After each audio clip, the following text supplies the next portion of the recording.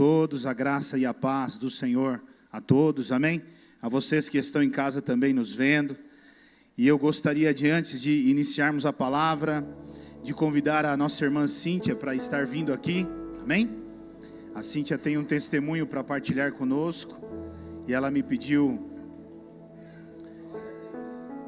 Pode se assentar, amém, querido? Glória a Deus.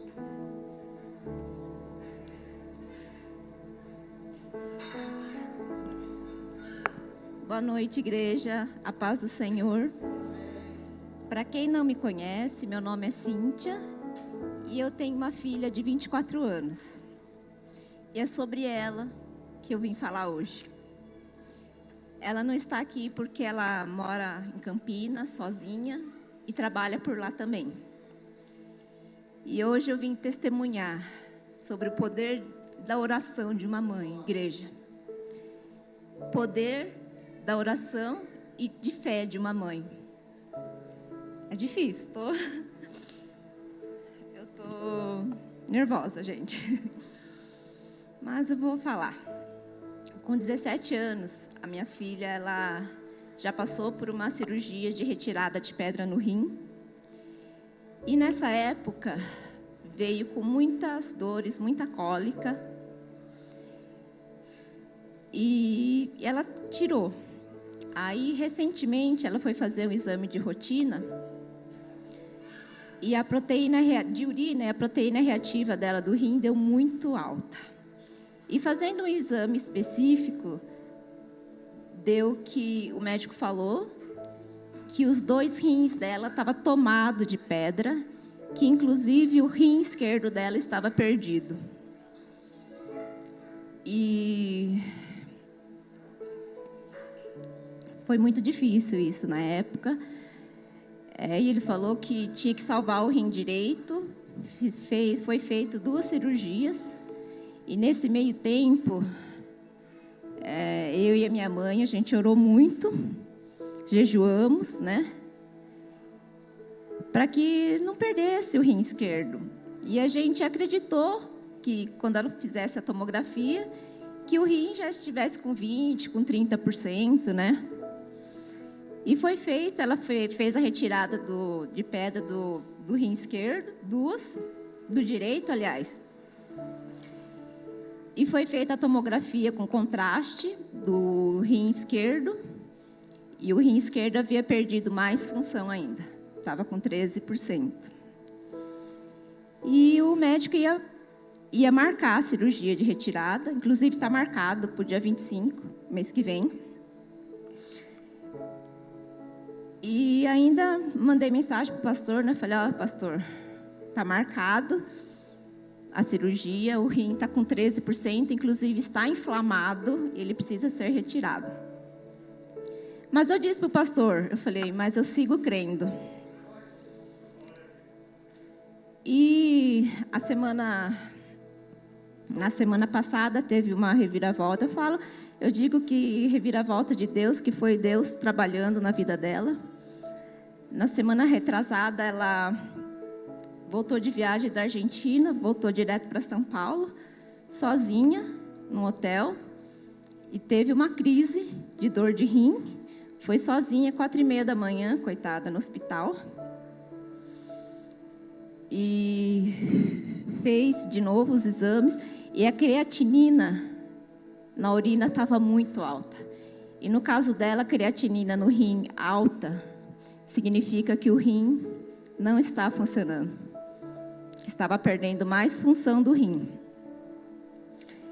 E pelo exame lá do hospital que ela fez em São Paulo, o rim bom já estava só com 50% da função. E a menina, com 24 anos, entrou em desespero, né, gente? Com 24 anos, ela falou, mãe, eu não vou aguentar. Eu não vou aguentar passar 3 dias na semana fazendo hemodiálise. Eu não vou aguentar.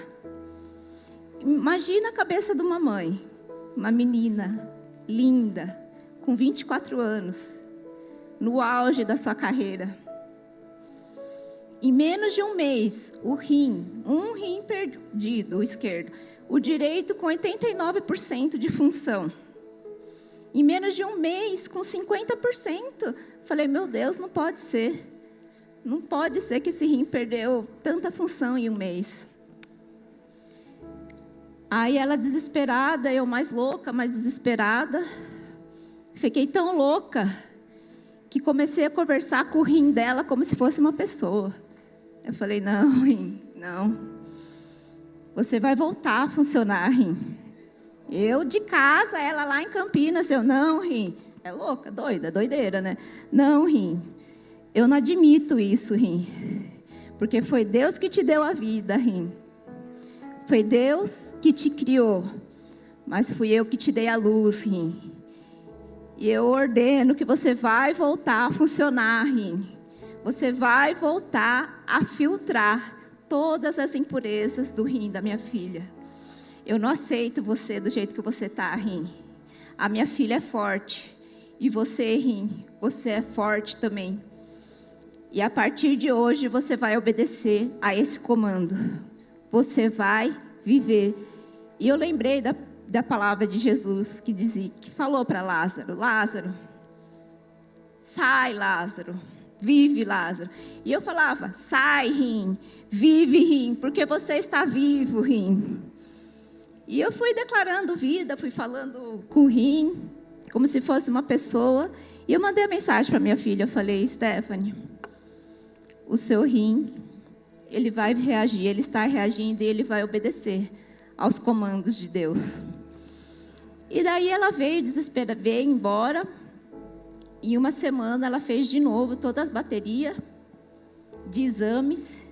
E para a honra e glória do Senhor, em menos de uma semana, a creatinina dela, que o valor de referência 600 a 1.800, a creatinina dela está 1.200, gente.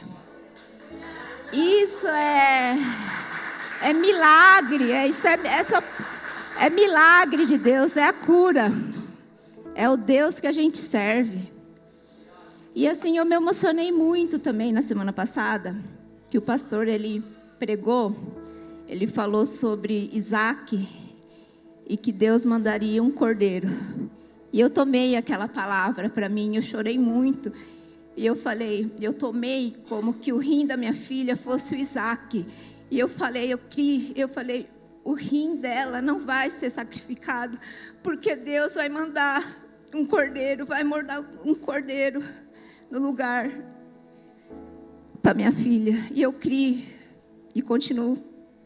E hoje de manhã, ela me mandou mensagem. Ela falou, mãe, e assim, tá em andamento, né? Para tirar o rim esquerdo. Tá marcado para semana que vem. Ela falou, mãe, eu preciso de uma terceira opinião. Aí pegou uma médica, né, por indicação fora do plano, mas enfim, né, isso não. Aí mais uma vez, eu dobrei meu joelho, eu me posicionei, eu falei, Deus, eu entrego o meu jejum, eu vou jejuar o meu almoço, e eu creio, Pai, que o Senhor, eu creio que o Senhor vai falar pela boca dessa médica. Se for pela sua vontade, ela vai falar, não, filha, tira, que seja feita a sua vontade. Mas se não for da sua vontade, a médica vai falar para ela não tirar esse rim. E eu acreditei e eu separei já, esse vestido já estava separado, gente, pela fé, eu separei do lado do meu guarda-roupa. E hoje eu tirei o meu vestido, eu tirei o meu sapato, eu coloquei o meu vestido em cima da cama. E eu falei, hoje eu vou dar testemunho, hoje eu vou testemunhar. E aí ela me mandou, ela falou, mãe, eu não vou mais tirar o meu rim, porque a médica falou para mim tirar as pedras do rim esquerdo. Então é isso, igreja, eu estou aqui hoje, testemunhando, dar um recado para todas as mães, mulheres. Vocês têm autoridade espiritual sobre seus filhos. Deus, Ele levantou pessoas. Claro que Deus em primeiro lugar, mas Ele levantou pessoas também para que ore. Mas você, mãe, você é a melhor pessoa para orar pelos seus filhos. Impõe as mãos, ore, acredite na cura. Acredite na quebra de maldições, na quebra de vício de curas, de vício de drogas. Acredite, mãe. Você, daqui eu orei, daqui, e Deus me ouviu, Senhor. Deus me ouviu e eu agradeço. E eu falei ainda para o pastor, eu vou testemunhar ainda. Não falei, pastor? E é isso, mães. Acreditem, mãe. Orem pelos seus filhos. Orem. Está na mão de vocês, mães, a cura e a libertação dos seus filhos. Obrigada, igreja.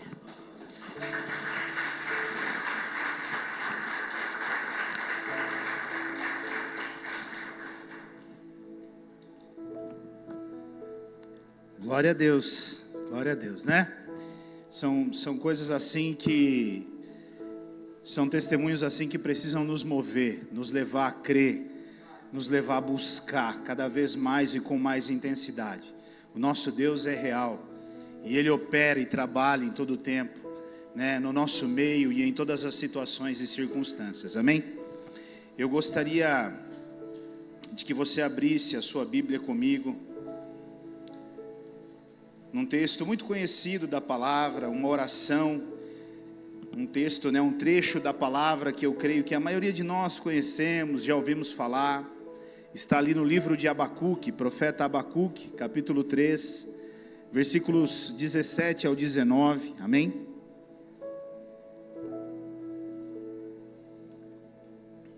E é nesse texto que eu quero refletir um pouquinho com você nessa noite.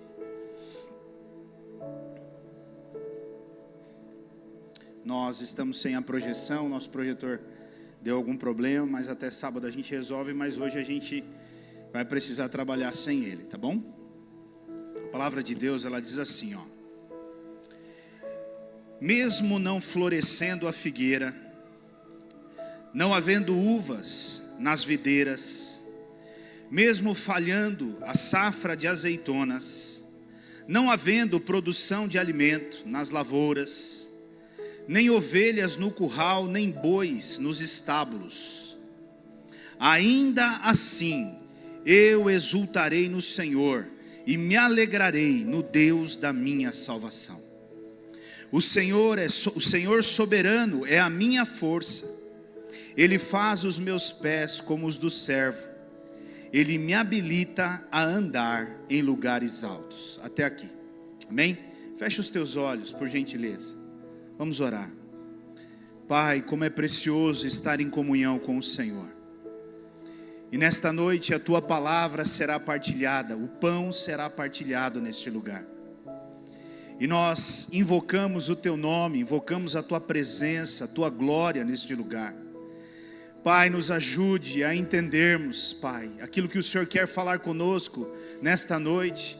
Dentro das nossas limitações, que o Teu Espírito Santo revele ao nosso coração aquilo que nós precisamos ouvir nesta noite.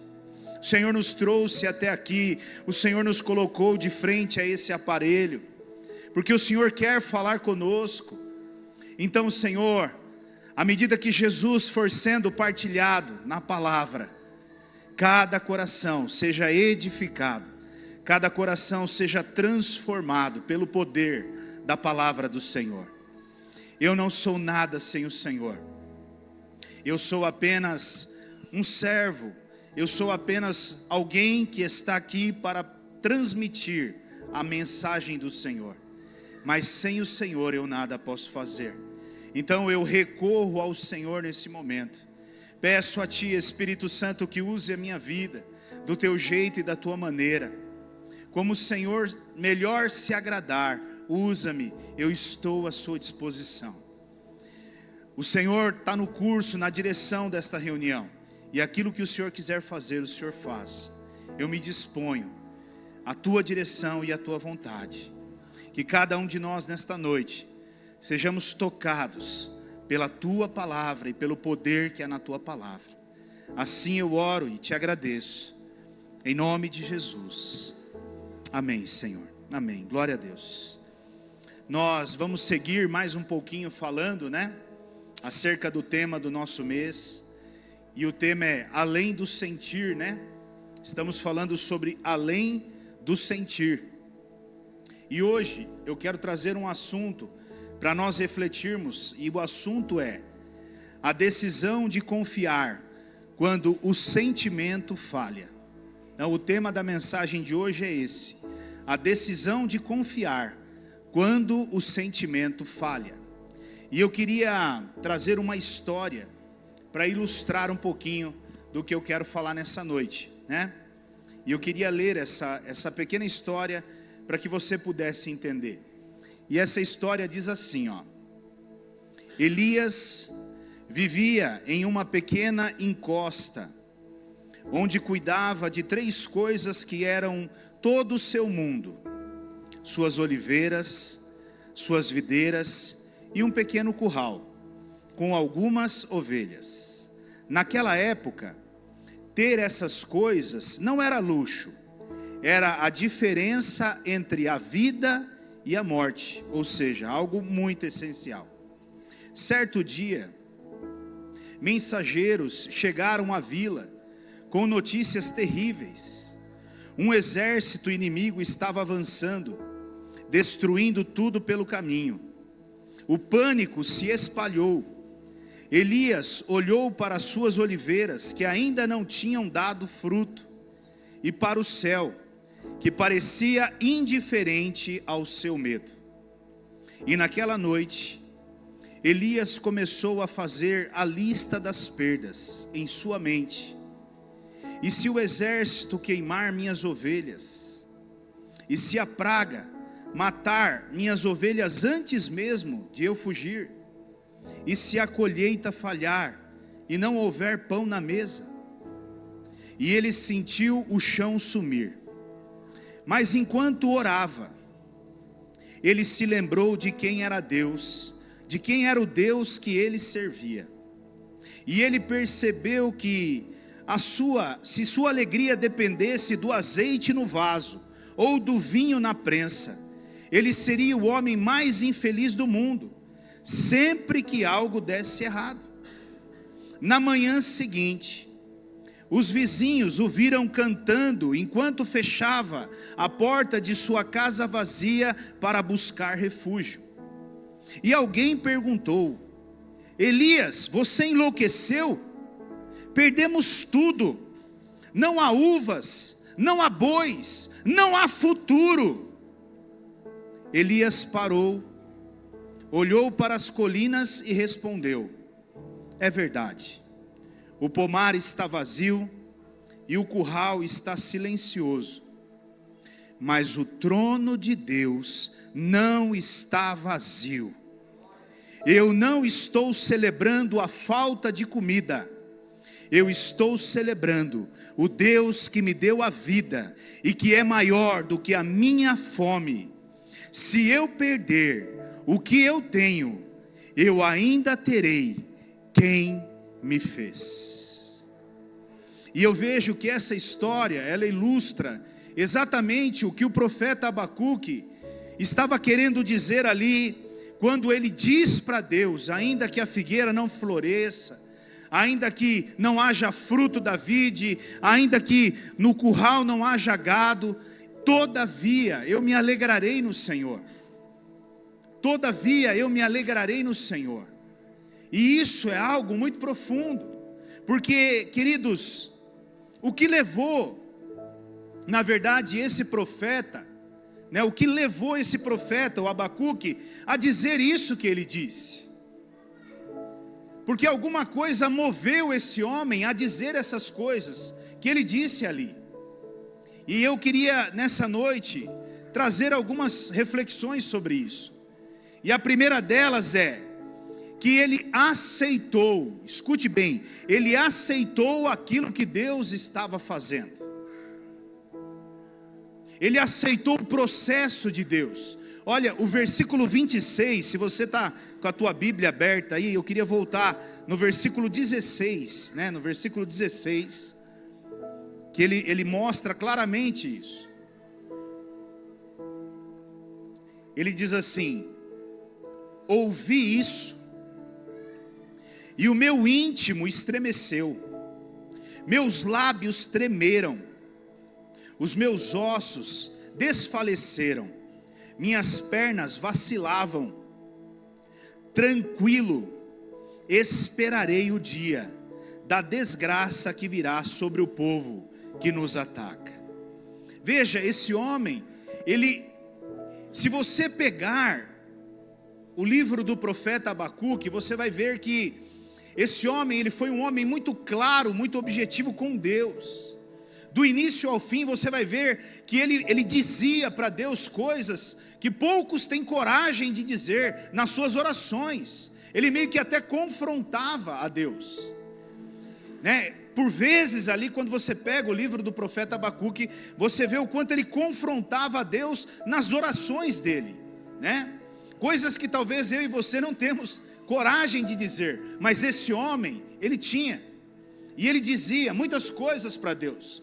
Mas aqui, quando nós chegamos no capítulo 3, no versículo 16, eu vejo que ele para, e ele entende, e ele aceita o trabalhar de Deus, ele respeita o trabalhar de Deus. E o que eu vejo com isso? Que esse profeta, ele sai do terreno do sentir, e ele entra no terreno da razão. Porque muitos de nós, muitas vezes, nós estamos aí nesse ambiente da emoção. E eu não estou dizendo, preste bem atenção, meu irmão, eu não estou dizendo que você não deve orar a Deus. Nós acabamos de ver um testemunho aqui de um posicionamento diante de Deus, não aceitando determinadas coisas. Mas escute, o processo aconteceu. Do início ao fim, o processo está acontecendo. A filha da Cíntia passou pelos médicos, está sendo acompanhada pelos médicos, está fazendo tudo o que precisa ser feito, da maneira que tem que ser feito. E isso significa aceitar o trabalhar de Deus, mesmo sem entender aonde é que isso vai dar. E é sobre isso que eu quero falar com você nessa noite, um pouquinho mais adiante. Na confiança. Na onde está a nossa confiança? Então, quando eu vejo que o profeta, ele toma essa posição, ele sai de um lugar de sentimento, que se você vai ver, ele está o tempo todo questionando a Deus, e ele entra em um lugar de razão. E aqui eu vejo que ele está vivendo agora, nesse momento, nesse versículo 16, exatamente o que a palavra fala em Filipenses, no capítulo 4, no versículo 7, né? Eu não pedi para projetar esse aqui, mas lá em Filipenses, capítulo 4, versículo 7, o que a palavra de Deus ela diz? E a paz de Deus, que excede todo o entendimento humano, ela virá sobre nós, e ela guardará nossa mente e o nosso coração em Cristo Jesus. Aqui eu vejo que esse homem, ele estava vivendo exatamente esse versículo na vida dele. Ele estava diante de uma destruição, de um cenário terrível, de um momento de escassez muito grande. Imagine você, talvez aqui alguns já passaram por isso, outros não, mas imagine você, o lavrador. Eu já vivi isso na minha vida. Imagine você lançar semente na terra, e aí você lança semente na terra, e você trabalha aquela semente, e aquilo nasce uma muda, e vai crescendo, e você vai trabalhando,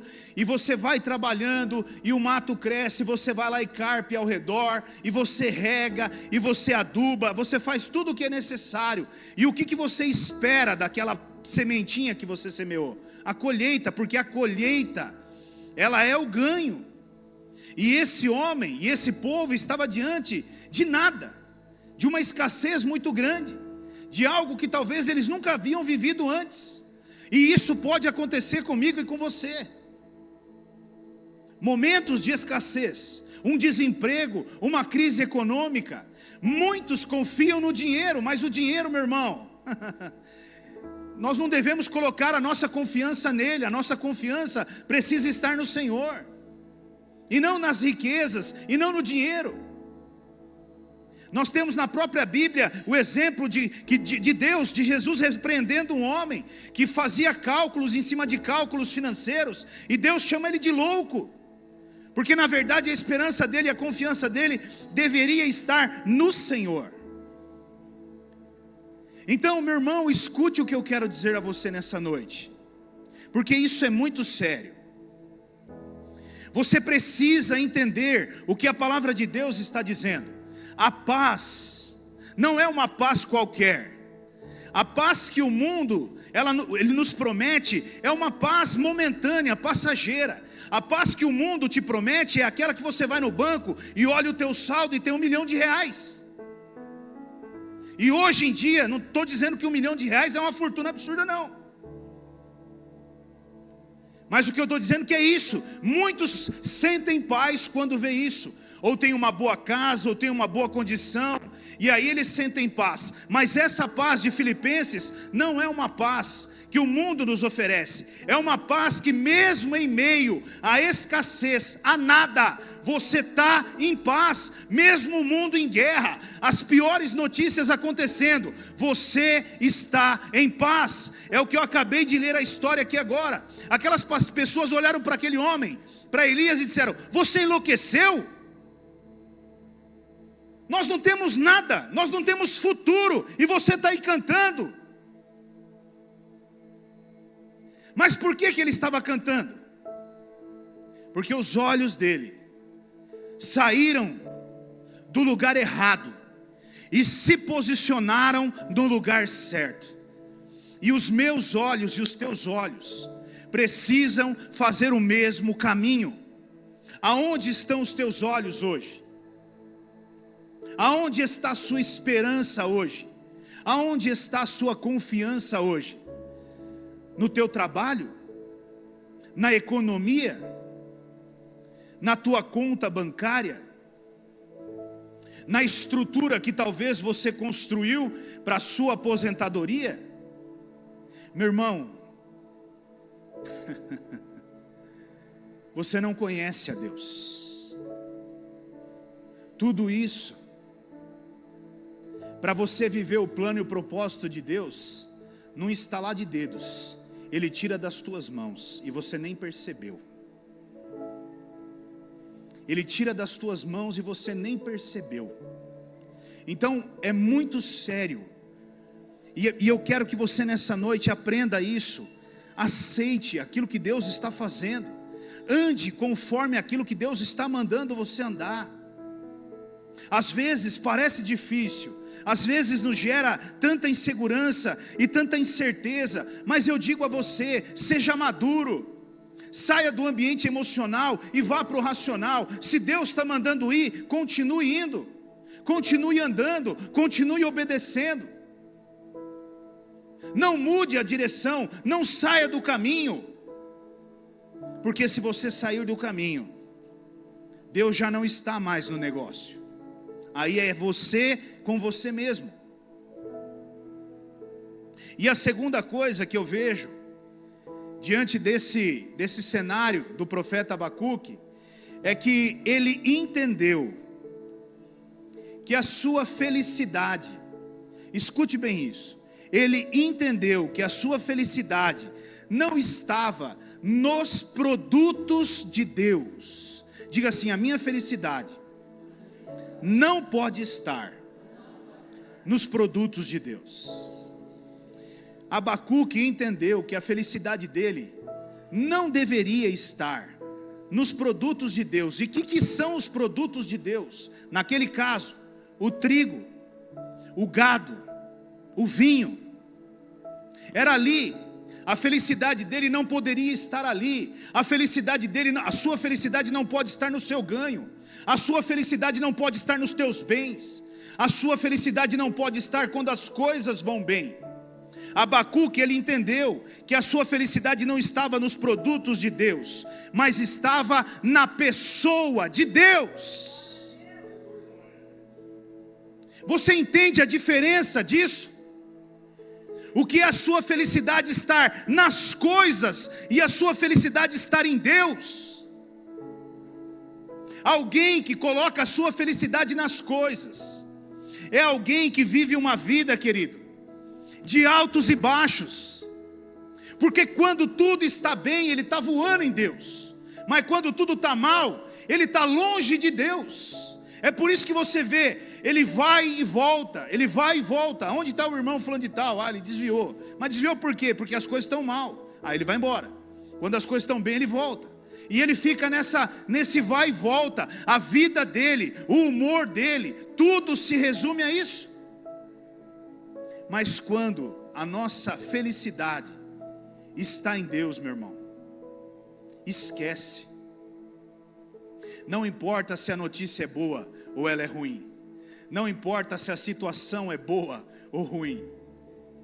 A nossa felicidade vai muito além de coisas.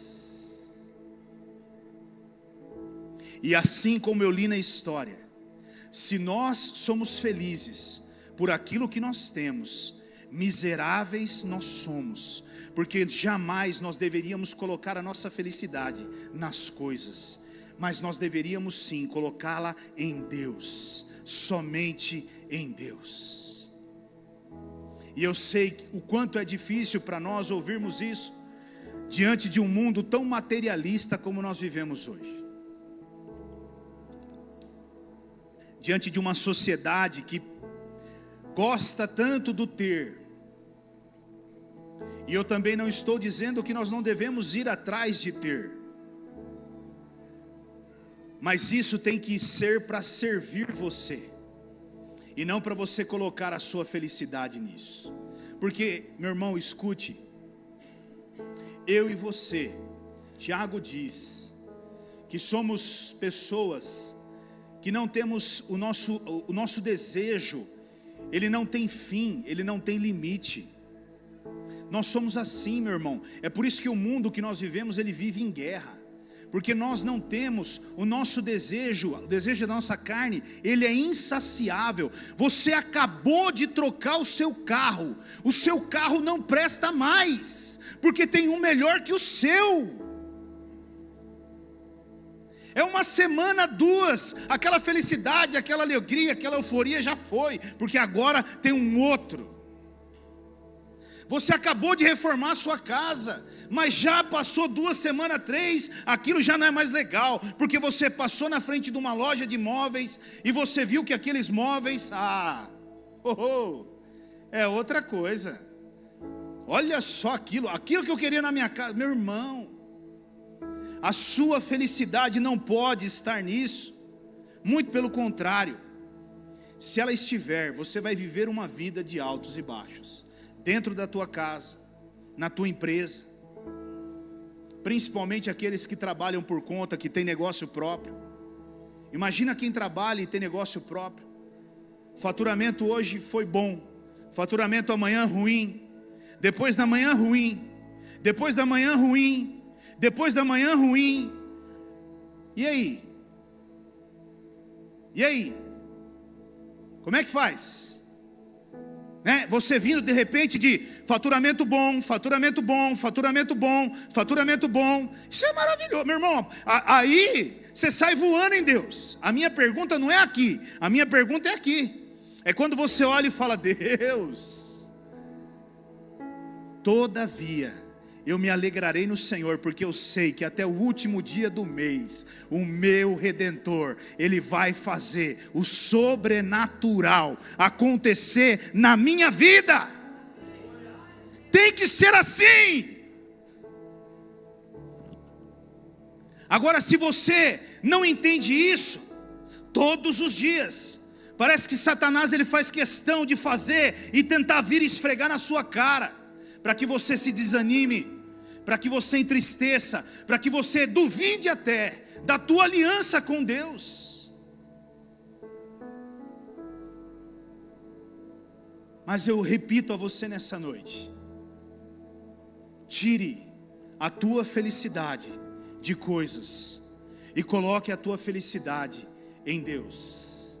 E você vai ver, você cantando, e louvando em meio à guerra, em meio a situações totalmente malucas, aonde as pessoas estão desesperadas e você está no meio delas, louvando e adorando ao Senhor. Isso é lindo demais, meu irmão.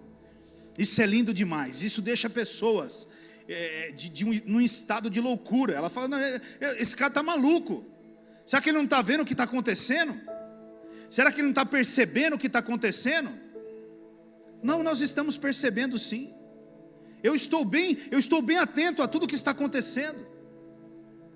E a única coisa que eu queria nesse momento era uma corneta tocando e o Senhor vindo nos buscar, meu irmão. Eu estou pronto para ouvir essa trombeta tocando, porque era isso que eu queria de verdade. Então que se cumpra a palavra. Porque nós estamos tementes, porque estamos temerosos. Aonde é que está a sua esperança? Aonde? Aonde ela deveria estar? Versículo 18, Abacuque 3:18.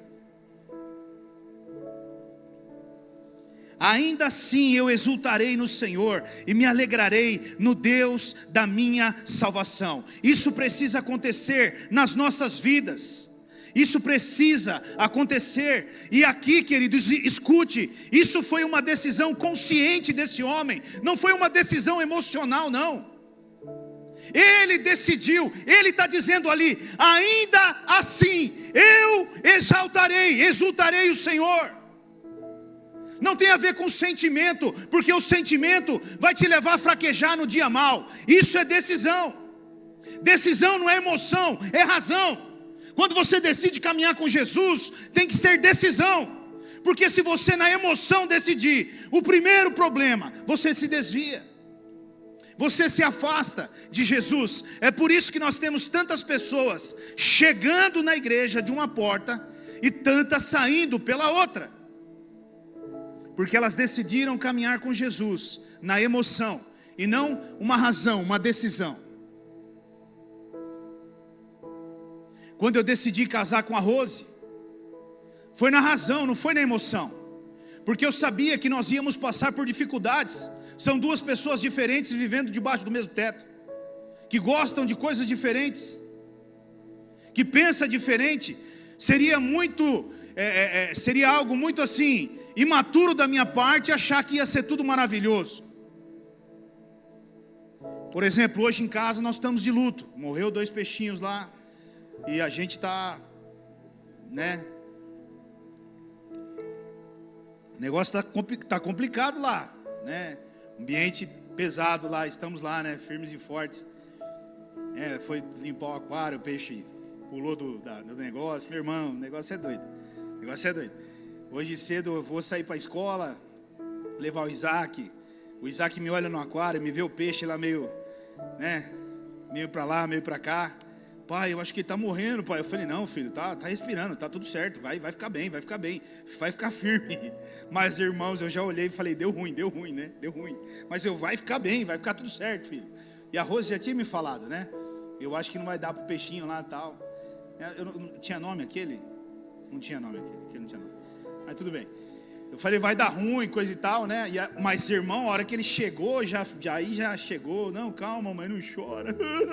Vai ficar tudo bem, a gente vai, né? É uma coisa maravilhosa. São pessoas que pensam diferentes. Você acha que não vai ter desafio? Mas quando eu decidi me casar com ela, conhecendo ela, entendendo como ela era, eu sabia que nós íamos ter desafios, mas a decisão que eu tomei foi para uma vida toda, até que o Senhor nos leve, ou Ele venha nos buscar. Então isso é algo muito sério. Decisão é sério, não é pela emoção. Não. Emoção não sustenta um casamento. É uma decisão, amém? Então veja, o maior gigante que eu e você vamos ter que enfrentar na nossa caminhada com Deus tem um nome. E o nome desse gigante chama-se confiar. Confiar. Acredite, o maior gigante que você vai ter que enfrentar caminhando com Deus é o gigante da confiança. Não tem outro caminho. Ou você confia, ou você não confia no Senhor. E por que é o nosso maior gigante, pastor? Porque nós sempre queremos ter o controle nas nossas mãos. Nós sempre queremos que as coisas estejam aqui, do jeito que nós queremos. Mas com Deus não é assim. É do jeito que Ele quer, da maneira que Ele quer e quando Ele quer. E eu e você vamos ter que confiar. E tem horas, irmãos, que parece uma loucura, porque você fala: meu Deus, não é possível. Para todas as coisas dão certo, para todas as coisas acontecem, mas parece que comigo elas não acontecem. Por que as portas se abrem para um? Por que um tem um emprego melhor? Por que o outro? Mas por que comigo as coisas não dão certo? Por que para mim as coisas não acontecem? Por que eu não consigo viver isso? Aceite o caminhar de Deus, aceite o trabalhar de Deus, continue confiando e deixando Deus fazer o que Ele tem que fazer, ainda que você não entenda. E muitas vezes, acredite, você não vai entender. A maioria delas você não vai entender. Eu diria que caminhar com Deus é a mesma coisa de você subir num prédio muito alto e pular, confiando que Ele vai te sustentar e não vai deixar você se machucar. Mas você confia nele a esse ponto? Será que nós confiamos nele nesse nível? Ou será que nós confiamos desconfiando? E eu até queria trazer, te apontar um problema ou um erro que nós cometemos, E esse erro é que a maioria de nós depositamos a nossa fé no presente e não no doador do presente. Preste bem atenção, porque tem uma diferença muito grande. A maioria de nós depositamos a nossa fé, a nossa confiança no presente e não no doador do presente.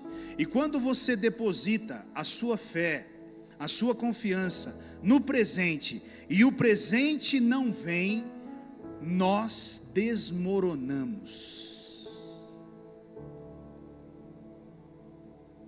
Nós estamos ali orando, clamando a Deus por algo, para Deus fazer algo, porque era exatamente o cenário que Abacuque estava vivendo. É só você pegar o texto e você vai ver coisas que ele disse para Deus. Até quando, Deus? O Senhor não está vendo? O Senhor não está sentindo? O Senhor não está percebendo o que está acontecendo aqui?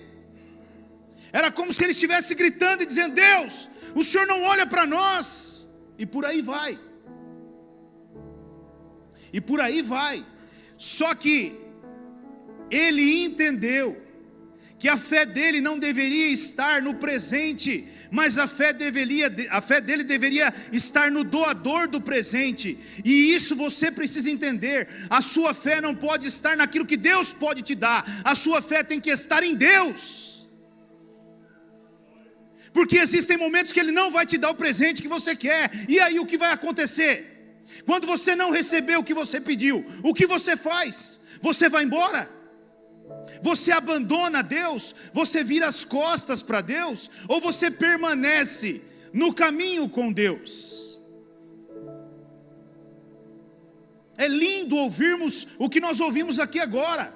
E eu creio num Deus que vai fazer muito mais do que isso. Eu não tenho dúvidas, irmãos. Nós vamos ver testemunhos aqui nesse altar de coisas muito, muito sobrenaturais. Eu não tenho dúvida disso. Mas uma coisa eu tenho que entender: existe o tempo de Deus para todas as coisas. E o não dele hoje não significa o fim. Talvez significa que seja necessário um maior amadurecimento da minha parte para receber o meu presente.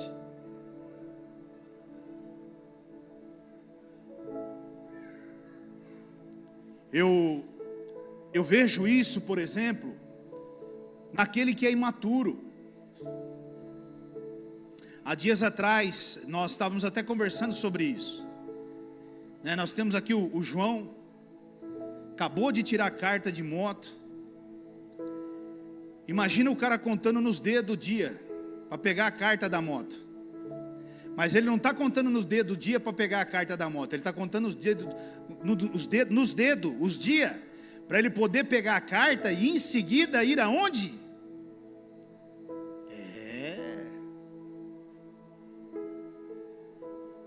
Imagina, nem dorme direito, eu imagino, nem dorme direito, né? E eu falei para ele esses dias, cuidado, cara, cuidado, porque você vai vir falar comigo, e a hora que você vir falar comigo, a conversa pode mudar.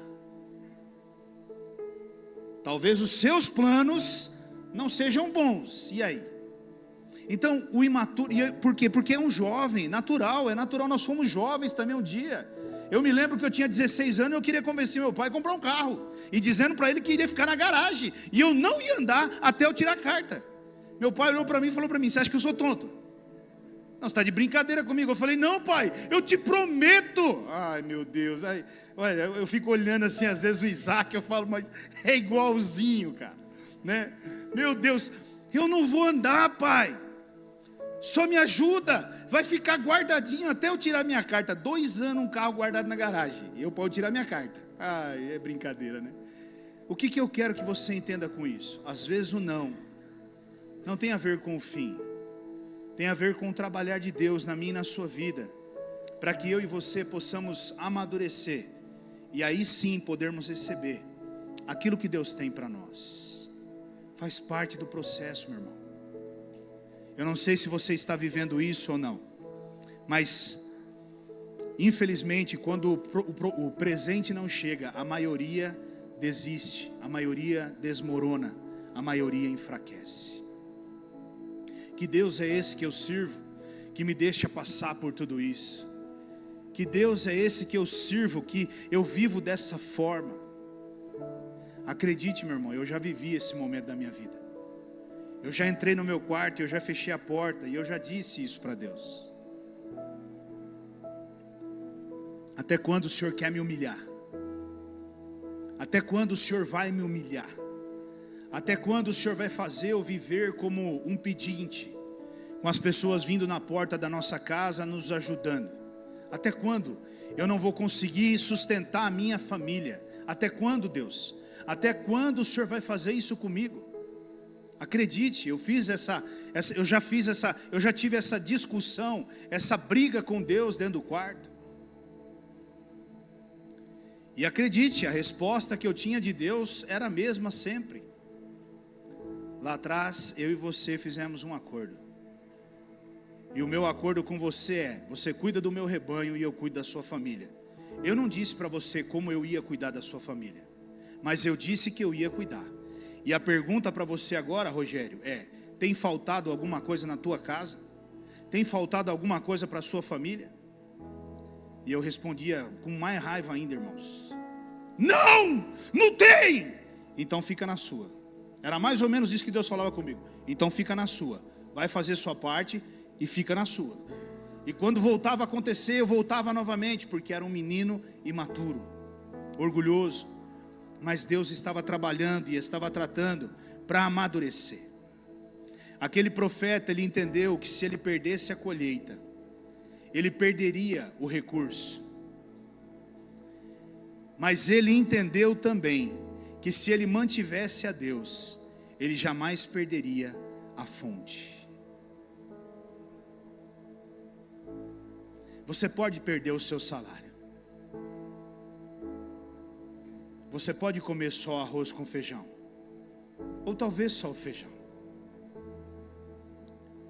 Você pode até receber a ajuda de alguém com uma cesta básica, mas uma coisa você não pode perder: Jesus na sua vida, meu irmão, porque Ele é tudo. Ele é tudo. Ainda que a figueira não floresça, ainda que você não tenha um salário, ainda que você não tenha alimento no teu armário, ainda que a tua conta bancária esteja muito difícil, isso vai passar, porque passa. Mas você não pode perder o teu Deus. Você não pode perder Jesus. Nunca, nunca perca Jesus. Abra mão de tudo, meu irmão, mas não abra mão de Jesus, porque se você tiver Jesus, você tem tudo. E eu te garanto isso, você tem tudo na sua vida. Nós perdemos tudo, mas não perdemos a Jesus. E Jesus o tempo todo esteve ao nosso lado, cuidando de nós e de nossa família. Nós perdemos tudo. Tudo. Nós fomos vendo diante dos nossos olhos tudo indo embora. Mas nós não perdemos Jesus.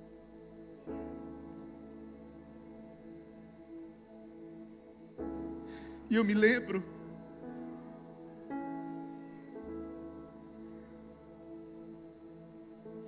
eu disse para ele: Jesus, o Senhor vai tirar minha mãe.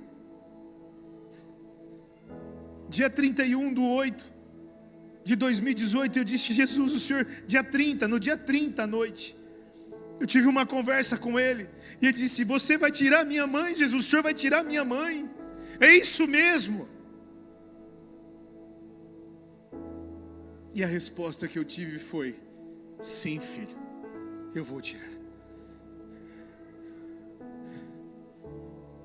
E ali só estava começando o processo todo que nós iríamos passar. Mas uma coisa nós não perdemos, e eu louvo a Deus por isso, nós não perdemos a Jesus. E Ele até aqui nos sustentou e tem nos sustentado. E eu digo a você, e eu repito, e eu trago com muita ênfase: não importa se os recursos todos forem embora da sua vida, só não deixe Jesus ir embora da sua vida.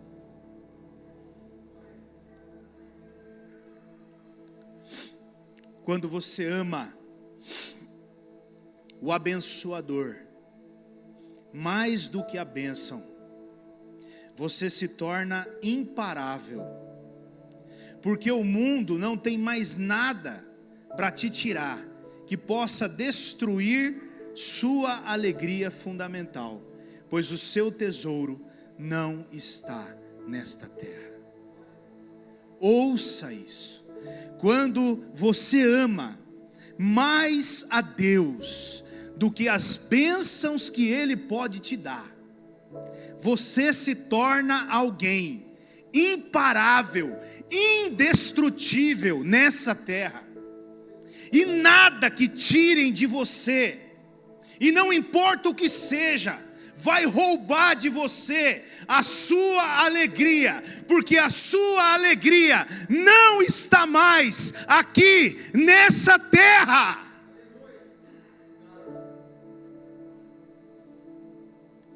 E é isso que Abacuque entendeu. Ele passou a amar mais a Deus do que as coisas.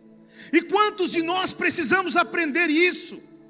Porque talvez você esteja aqui nessa noite triste, frustrado, machucado, magoado, duvidando do amor de Deus, porque as coisas não estão indo bem para você. Mas Deus me colocou aqui nessa noite para dizer para você: Ele nem começou ainda o que Ele tem para fazer na sua vida. A sua história nem começou ainda. Os planos e os projetos de Deus ainda nem começaram na sua vida. Você não faz ideia do que Ele vai fazer. Mas uma coisa você precisa entender: o seu amor não pode estar nas coisas materiais, mas ele precisa estar no Criador, no Deus poderoso.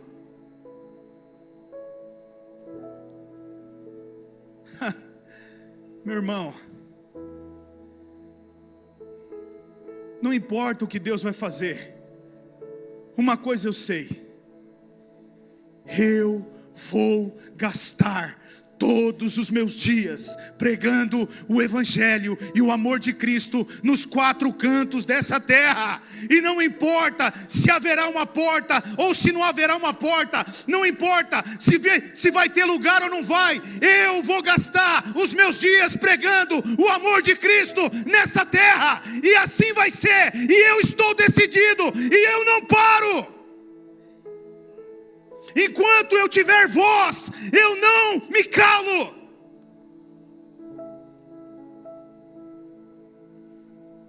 E você, e nós, aonde está o seu amor hoje?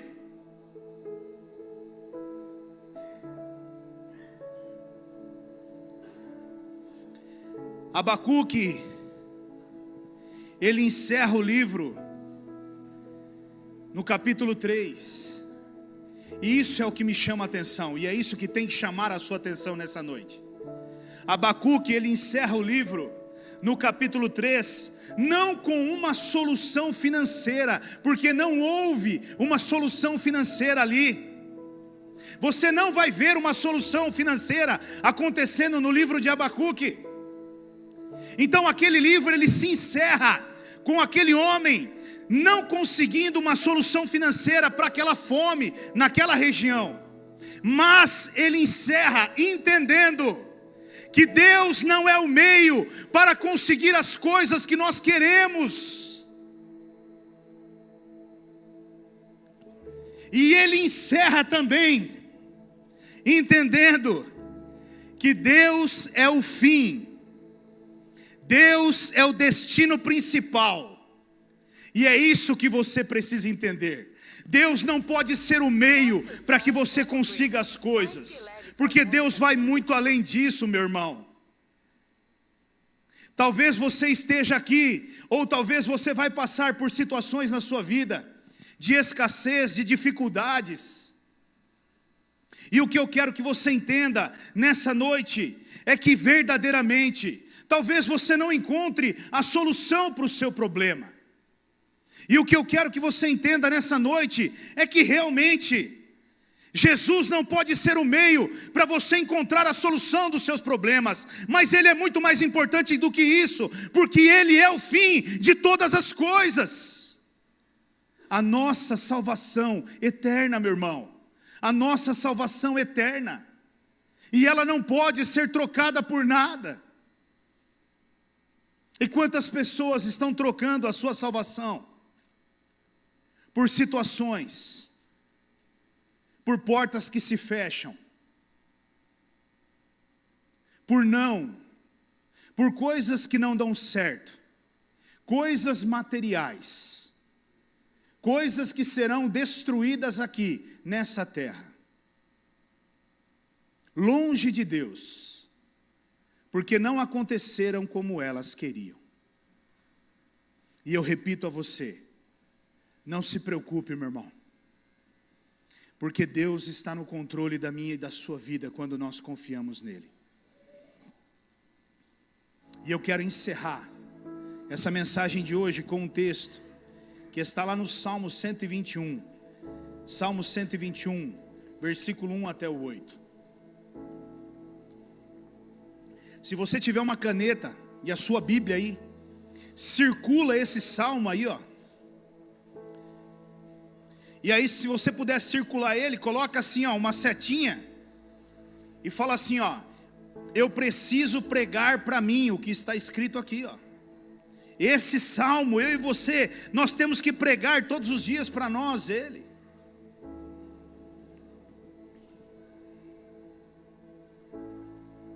Olha o que ele está dizendo aqui: levanto os meus olhos para os montes e pergunto, de onde vem o meu socorro?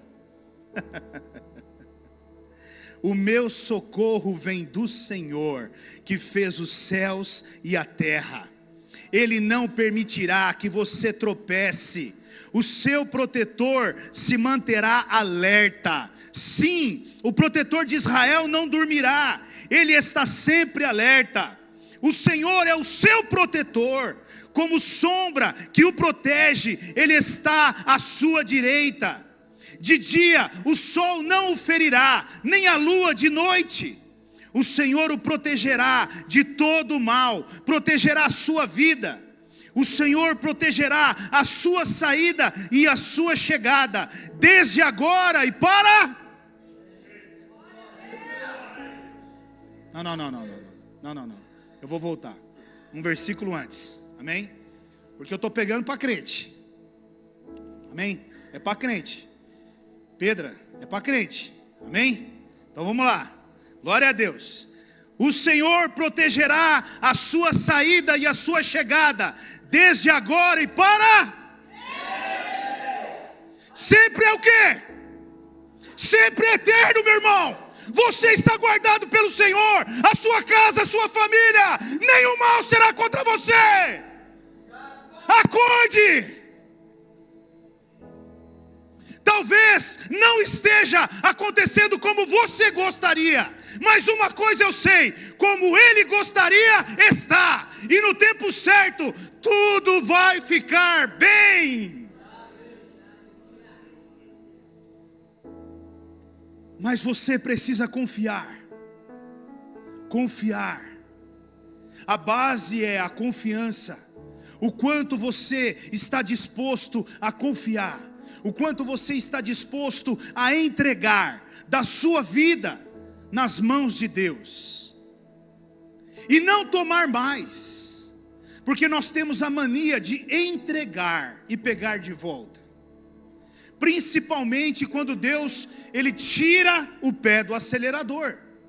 Não, eu vou dar uma ajudinha para Deus. Eu vou dar um empurrãozinho aqui. Eu vou dar uma força para Deus. Porque Deus está muito devagar. Meu irmão, Deus não está devagar não. Deus está certinho no tempo certo. Você e eu é que somos muito acelerados. Acelerados. Hoje nós vamos comer uma banana, nem gosto de banana tem.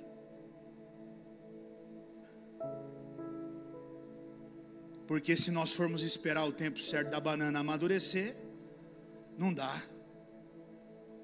As frutas, tudo que Deus criou, não tem mais o sabor de Deus. Porque o homem mudou tudo. Porque ele quer ganhar dinheiro, ele não tem mais tempo, ele precisa fazer as coisas acontecerem no tempo dele. Mas eu e você não andamos segundo a lei dos homens. Eu e você somos cidadão do céu, e cidadão do céu anda de acordo com as leis do céu. É assim que eu e você temos que andar. Eu e você, se Deus mandou esperar, espere. Se Deus não respondeu, fique parado, não avance, confie. Você pode dizer hoje para Deus isso? Senhor, ainda que a figueira não floresça, ainda que a videira não dê o seu fruto, ainda que a oliveira não dê o seu fruto, ainda que não haja, o campo não produza, ainda que não haja gados, todavia, a minha alegria está no Senhor, que fez os céus e a terra. Você quer adorar a Deus de verdade? Você quer ser um grande adorador de Deus? Você quer entregar a sua maior adoração a Deus? Sabe quando você entrega a sua maior adoração a Deus? É quando você está no mesmo lugar que Abacuque. Não é quando você está num lugar bom e maravilhoso. Não é quando você está no melhor momento da sua vida que você entrega o teu melhor louvor, a tua melhor adoração. Porque entregar o melhor louvor e a melhor adoração quando tudo vai bem é muito fácil. Agora, quando você está diante de um cenário desse, de escassez, de fome, é a hora de você abrir a sua boca e você encher a sua boca e você adorar o teu Deus de verdade, porque essa é a adoração que Deus espera de cada um de nós. O que tem motivado você a adorar a Deus? São as bênçãos ou é o Deus das bênçãos? Amém? Ministério de louvor, por favor. Venha se posicionando aqui. Eu não sei se era isso que você gostaria de ouvir nessa noite, mas enquanto eu orava a Deus, Deus trouxe essa mensagem ao meu coração. Deus falou muito comigo sobre isso. Deus falou muito comigo sobre confiar. Confiar. Meu irmão, escute. Confiar. Confiar é algo muito sério. Confiar é uma decisão muito séria. Confiar não é um sentimento. Não tem a ver com como você está hoje. Confiar tem a ver com uma decisão de dizer: Deus, eu vou caminhar com o Senhor nos momentos bons e nos momentos ruins, mas uma coisa eu sei: eu estarei com o Senhor e não importa as circunstâncias.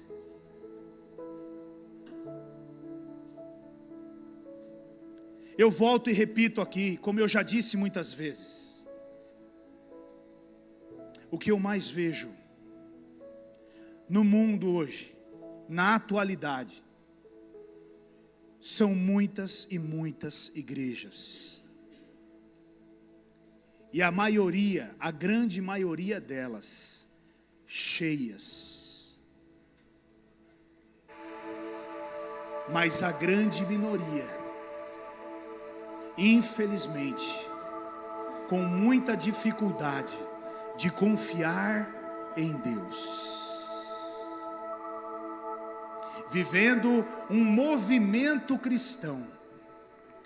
E acredite, no dia mau, o movimento cristão não mantém você de pé. É a decisão que te mantém de pé. Então tome cuidado com isso.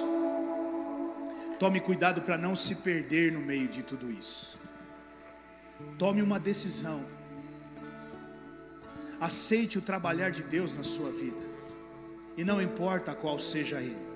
Se ele for bom, amém. Se ele for difícil, amém também, Senhor. Eu aceito e continuo caminhando, obedecendo à vontade do Senhor. E a notícia mal chegou. Olhe para o Senhor. Assim como o salmista disse no Salmo 121. Olho para os montes e pergunto: de onde virá o meu socorro? Responda para você: o meu socorro virá do Senhor. Feche os teus olhos. Enquanto o ministério de louvor vai ministrando essa canção, vá falando com Deus aí no seu lugar. Vá permitindo que o Espírito Santo ministre no teu coração.